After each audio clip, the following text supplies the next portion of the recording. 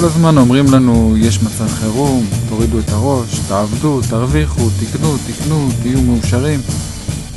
המסע הזה, אני רוצה שאנשים יקשיבו, שיפתחו את העיניים.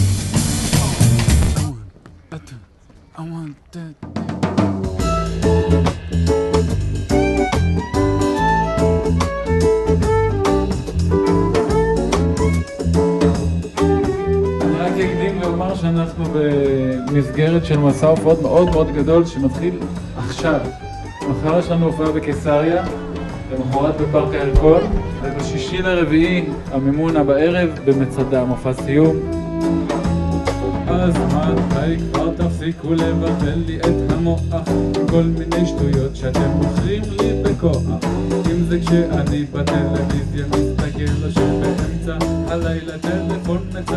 רציתי לשאול איפה בעצם משתחווים פה ממקדש ענק לכסף, לאל הכסף. אני קורא לכולנו להפסיק לבקר בקניונים. שם כבר לא יכול יותר, אם להודות על האמת אני צרכן במשבר.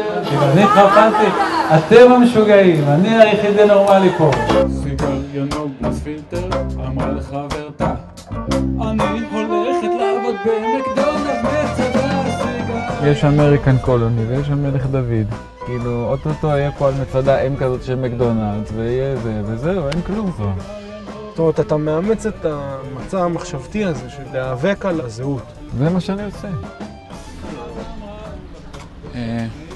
פה זה אמפי תיאטרון? כן. זה איפה שיש את ההופעות האלה של שלמה ארצי וזה? כן, כן. יש איזו אפשרות שנעשה פה איזו הופעה? עכשיו? יש מצדה, יש פארק הירקון, רק קיסריה אין.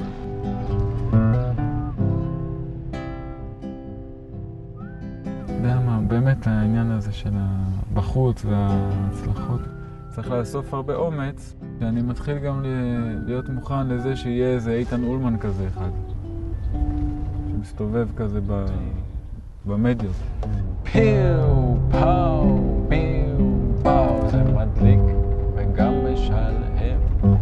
כל מי שמפורסם הוא מה שנקרא משמיים גזרו עליו להתפרסם, והוא סובל בשביל כל הדור שמכיר אותו. אם הפרסום הוא לתכלית מסר מסוים, אז יופי.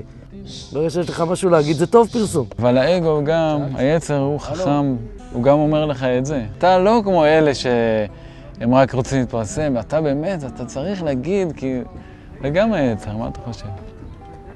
מה אני חושב? כמו שכוכב נולד, ככה כוכב גם חברים, מגיע יום אחד, בוא נצטרך להביט אל האמת, מה שתיתנו מתחת לשטיח חוזר לנו ישר